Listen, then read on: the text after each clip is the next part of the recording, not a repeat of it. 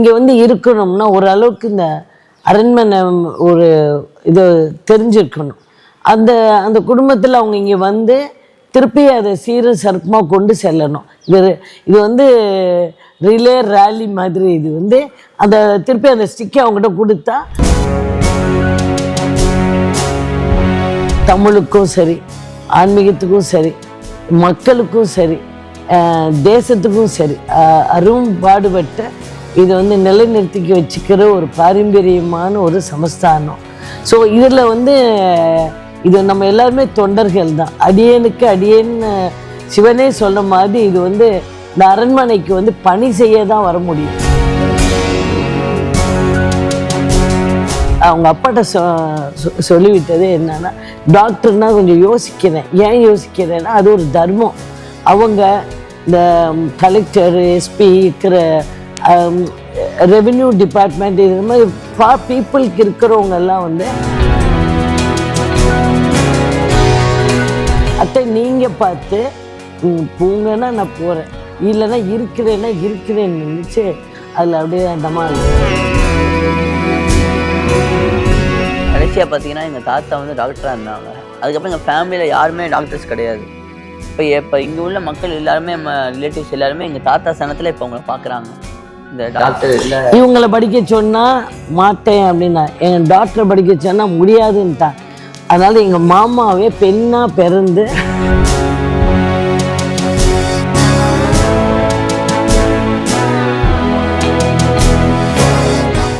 வணக்கம்மா. வணக்கம். ஒரு வருஷத்துக்கு முன்னாடி பேசும்போது நிறைய விஷயங்கள் பேசியிருந்தோம்.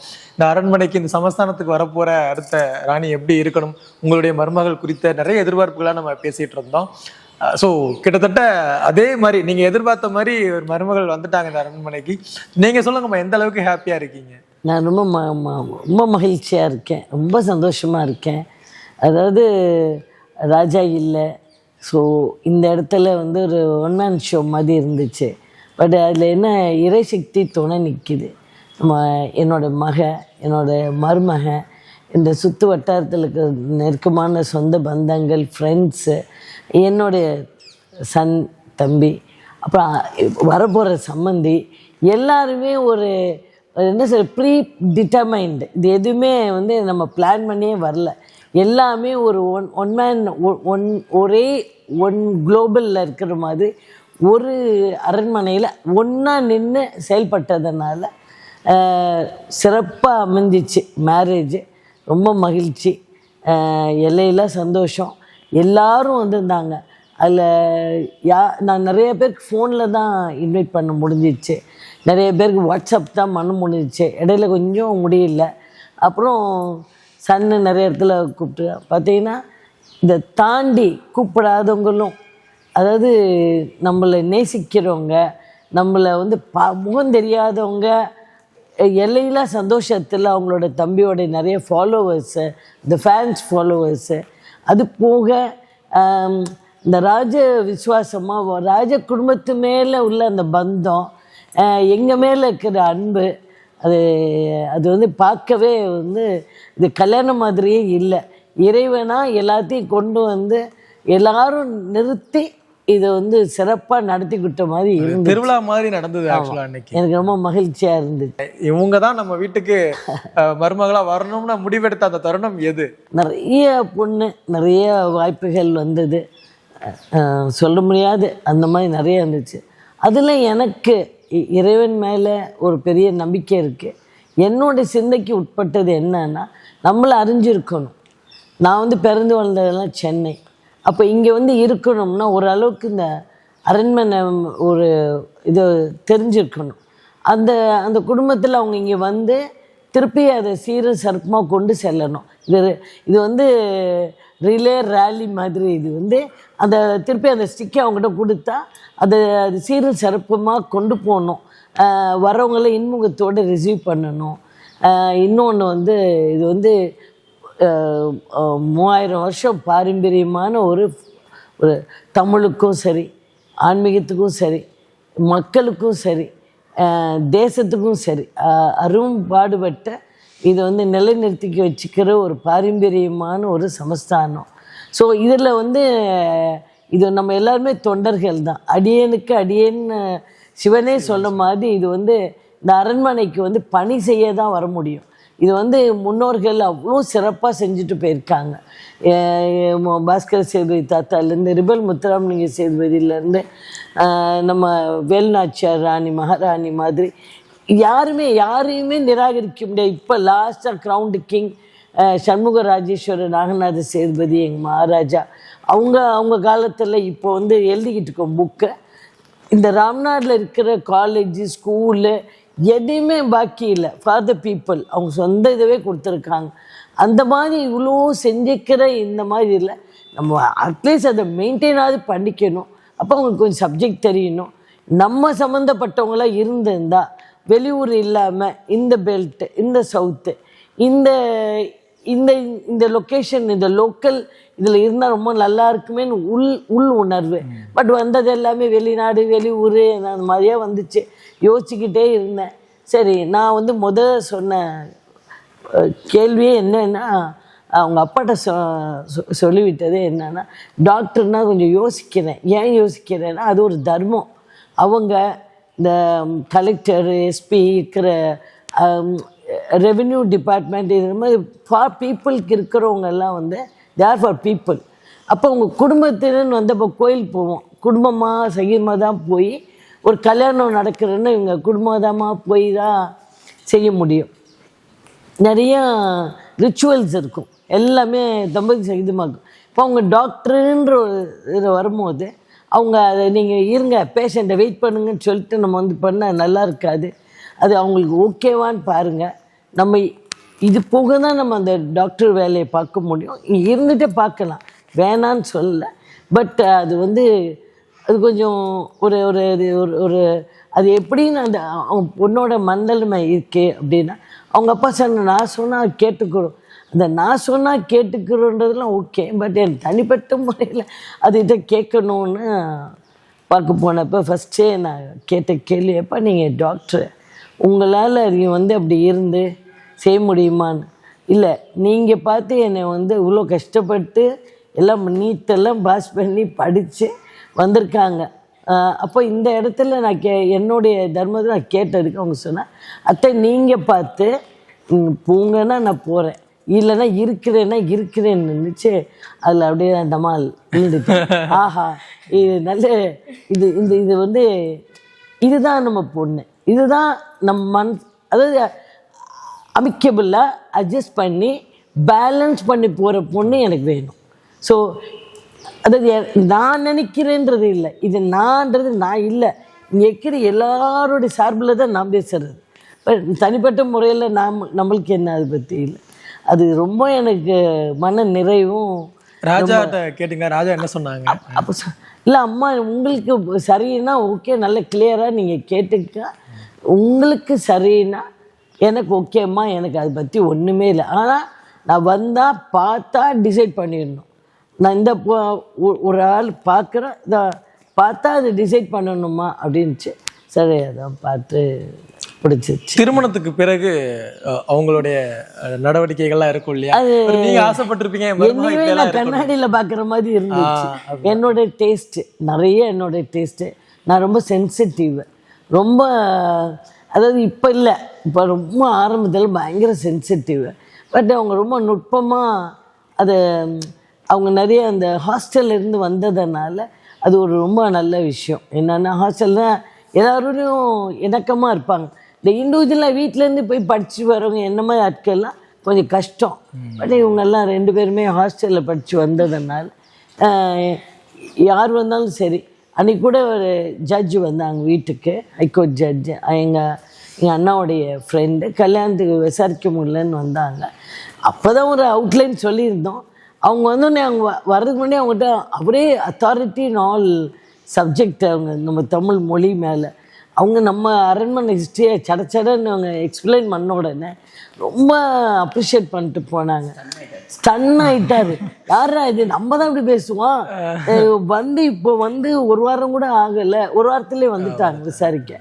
ஸோ அந்த மாதிரி இது வந்து இதெல்லாம் காட்ஸோடைய ஒர்க்கு தான். நான் என்னை பொறுத்த வரைக்கும் இறைவன் தான் எல்லாம் செஞ்சிட்ருக்கேன்.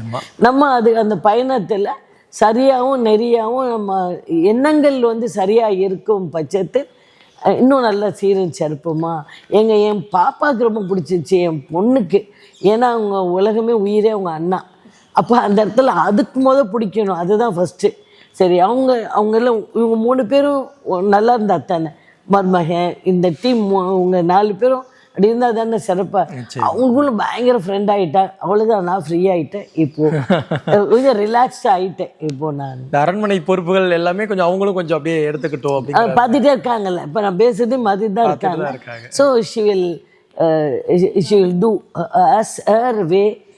அவங்க வேக்குன்னு ஒரு தனி வச்சிருப்பாங்க, அந்த ஷேப்பில் கொண்டு போவாங்க. அதையும் நம்ம அவங்களுக்கு தேவைப்படும் போது நம்ம அவங்களுக்கு கைட் பண்ணுற வேண்டியதான் நம்ம ஒர்க்.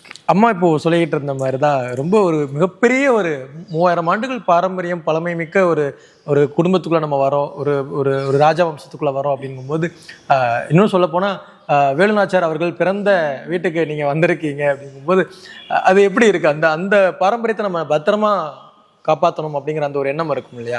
ஆரம்பத்தில் சேதுபதி மன்னர்களோட வரலாறு கண்டிப்பாக நிறையா தமிழ் மக்கள் படிச்சிருப்பாங்க. அப்படி ஒரு வீட்டுக்கு மருமகளாக போகிறது எனக்கு ரொம்ப சந்தோஷமாக இருந்தது. அண்டு ராணி வேலுநாச்சியார் நம்ம சின்ன வயசுலேருந்து தமிழ் பற்றா வச்சு படித்த எல்லாருக்குமே அவங்கள மாதிரி இருக்கணும், ஒரு தைரியம். பெண்ணுக்கு இந்த காலத்தில் வந்து தைரியம் ரொம்ப முக்கியம். வீட்டை விட்டு போய் வேலை பார்க்குறவங்க ரொம்ப பேர் இருப்பாங்க, படிக்கிறவங்க ரொம்ப பேர் இருப்பாங்க. பேம்பர்டாக தான் எல்லா கேர்ள் சைல்டும் வீட்டில் பேம்பர்டாக இருப்பாங்க. ஆனால் வெளியே போய் படிக்கும்போது அந்த தைரியம் எப்படி வருதுன்னா, இந்த மாதிரி எங்களோட முன்னோர்களை பார்த்து வேலுநாச்சியாராக இருக்கட்டும் எல்லாரையும் பார்த்து வர்ற தைரியம் தான். அவங்க பிறந்து வளர்ந்த வீடு இது. இந்த வீட்டுக்கு நான் மருமகளாக வர்றது வந்து என்னால் எல்லாமே இறைவனோட வழி தான். கண்டிப்பாக எதையுமே எதிர்பார்க்காம நடந்த விஷயந்தான். இதில் இறைவனோட செயல் தான் அதிகமாக. நாங்கள் எல்லாரும் எங்கள் கல்யாணத்துலேயும் சரி, எங்கள் பந்தங்கள் இணைந்த தருணத்துலேயும் சரி, எல்லாருமே உணர்ந்தது இறை சக்தியை ரொம்ப உணர்ந்தோம். ஈவன் நாங்கள் இந்த தாலி கட்டும்போது சொன்னோம்ல, அப்போ கூட எல்லாரும் என் ஃப்ரெண்ட்ஸ் எல்லாம் வந்து சொன்னாங்க, நீங்கள் கரெக்டாக 11:11க்கு தாலி கட்டினீங்க. அவ்வளோ பரபரப்புலையும் இட் வாஸ் டைம். நான் என்னதான் நம்ம டைம் பார்த்தாலும் கரெக்டாக 11:11க்கு தாலி கட்டும். அந்த மாதிரி ஈச் அண்ட் எவ்ரிதிங் எல்லாத்துலேயும் இறைவனோட வழிபாடு இருந்தது. இப்படி ஒரு அரண்மனைக்கு நம்ம வந்து அதை வந்து என்னை செலக்ட் பண்ணியிருக்காங்க, ரொம்ப பார்த்து பக்குவப்படி ஃபில்டர் பண்ணி செலக்ட் பண்ணியிருக்காங்கன்னா அதுக்கேற்ற மாதிரி என்னோட ஒரு செயலும் இருக்கும். எல்லாருக்கும் வந்து கடமைப்பட்டிருக்கேன் நான். இங்கே என்னோட சொந்த பந்தங்களுக்கு மட்டும் இல்லாமல் என்னைய இங்கே ஏற்றுக்கிட்ட இந்த மக்களுக்காகவும் ரொம்ப கடமைப்பட்டிருக்கேன். அந்த நெறி மாறாமல் கண்டிப்பாக நான் வந்து என்னால் முடிஞ்சதை விட ரொம்ப அழகாக நல்லதாக கொண்டு போவேன்.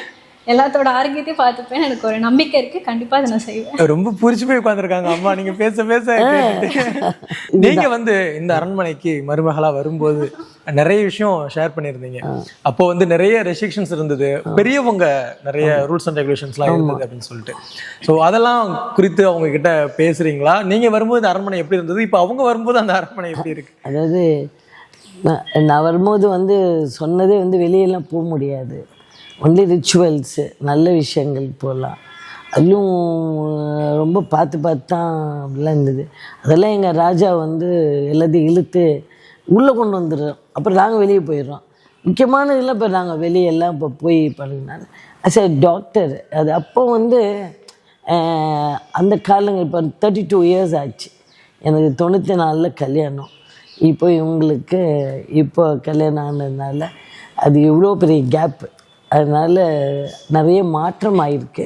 மக்களுக்குள்ளே ஆனந்தமாக இருக்காங்க. அவங்க வந்து எல்லாம் நிறைய பேர் மெட்ராஸ் போயிட்டாங்க. மகாராஜாலேருந்து எல்லாருமே. எங்கள் ராஜாவே அங்கே தான் படித்து வந்தாங்க. என் கல்யாணத்தை ஒட்டி தான் இங்கே வந்து செட்டில் ஆனாங்க. இப்போ என் பிள்ளைங்களாம் இங்கே வந்து என் தம்பியெல்லாம் இங்கே இருக்கிறதுனால எல்லா ஃபங்க்ஷன் நல்லது கெட்டது எல்லாத்துக்கும் மக்களாக அந்த பணி செய்யும் போது அவங்களோட கலந்து இருக்கும் போது அது ஒரு ஆனந்தமாக இருக்குது. நீங்கள் வந்து வேறு எதுவுமே எதிர்பார்க்க முடியாது. ஐயோ உள்ளாராச்சு, ஐயோ சாப்பிட்லையே, அதெல்லாம் நினைக்கவே தோண முடியாது. ஏன்னா அது அது அது ஒரு வகையான போதை தான். ஏன்னா மக்களோட அந்த இணக்கமாக இருக்கும் போது அவங்களும் ஒரு ரெசிப்ரோக்கல் ஆஃப் அண்டர்ஸ்டாண்டிங், அவங்களும் ஒரே சந்தோஷம், நம்மளுக்குள்ள சந்தோஷம். சரி, இதனால் நம்மளால் என்னென்ன முடியுமோ முடிஞ்ச அளவுக்கு நன்மை பயக்கும் விஷயங்களை மக்களுக்கு செஞ்சு வைக்கணும்னு இவங்கெல்லாம் சொல்லி கொடுத்துக்கிட்டே இருக்கேன். வாய்ப்பு வரும்போது செய்வோம். கடைசியாக பார்த்தீங்கன்னா எங்கள் தாத்தா வந்து டாக்டராக இருந்தாங்க. அதுக்கப்புறம் எங்கள் ஃபேமிலியில் யாருமே டாக்டர்ஸ் கிடையாது. இப்போ இங்கே உள்ள மக்கள் எல்லாருமே ரிலேட்டிவ்ஸ் எல்லாருமே எங்கள் தாத்தா சனத்தில் இப்போ அவங்கள பார்க்குறாங்க. இந்த டாக்டர் இல்லை. இவங்களை படிக்க சொன்னால் மாட்டேன் அப்படின்னா, எங்கள் டாக்டரை படிக்க சொன்னால் முடியாதுன்ட்டா. அதனால் எங்கள் மாமாவே பெண்ணாக பிறந்து மருமகளாக வந்திருக்கான்னு என்னுடைய எண்ணம். ஏன்னா அவங்களோட பிளான் இந்த அரண்மனையவே ஹாஸ்பிட்டல் ஆக்கி பப்ளிக்கு சேரிட்டி பண்ணணும்னு அவளோட எண்ணம். பட் அவங்க முடித்து அப்ராடு போய் ஃபர்தர் பிஜி பண்ணணும் பிளான் பண்ணும்போது மேசிவ் ஹார்ட் அட்டாக்கில் இறந்துட்டாங்க. ஸோ அதை பற்றி கூட இல்லை. எங்கள் ராஜா ரொம்ப ஆசைப்பட்டாங்க இந்த சன்னவோ டாக்டரோ. என்னோட நாத்தனார் பிள்ளைங்க யாருமே மாட்டேன்ருச்சு. யாரும் மெடிசன் படிக்கல. பார்த்தாரு மாமா, சரி இந்த வீட்டுக்கு நானே பிறந்து வரல அப்படின்னா மருமகளாக பிறந்து வந்திருக்கேன்னு என்னுடைய கூற்று. நிச்சயமா. அதாவது எப்பவுமே அதாவது காலங்கள் எவ்வளவு மாறினாலும் தொடர்ச்சியா வந்து நீங்க மக்கள் சேவை, மக்களுக்கு என்ன தேவை அப்படிங்கிறத பத்தி தான் இப்போ கூட நீங்க சொல்லும்போது ரொம்ப அழகா சொன்னீங்க. இந்த அரண்மனை வந்து எப்படி மக்களுக்கு வந்து மருத்துவ சேவை தான் இது பண்ண முடியும் அப்படிங்கிற மாதிரிலாம் நீங்க சொல்லிட்டு இருந்தீங்க. ஸோ இந்த தாட் இருக்குல்ல, இது அவ்வளவு ஈஸியா வந்து எல்லாருக்குள்ளே வராது. என்னதான் திரும்ப எனக்கு உங்ககிட்ட ரொம்ப பிடிச்ச விஷயம் என்னன்னா, இதை நம்ம பாதுகாக்கணும் அப்படிங்கிறதையும் தாண்டி இதை மக்களுக்கு எப்படி கொண்டு போய் சேர்க்கலாம் அப்படிங்கிறத நீங்க தொடர்ச்சியா பேசிக்கிட்டே இருக்கீங்க ஒவ்வொரு முறையும். இது இப்போ அவங்க இதை எப்படி பாக்குறாங்க, நீங்க அவங்ககிட்ட இதை ஷேர் பண்ணியிருக்கீங்க? அது ரொம்ப சந்தோஷம் எனக்கு. அத்தை செய்யலாம் அத்தை, நம்ம அது இப்போயே சொல்லிடுச்சு.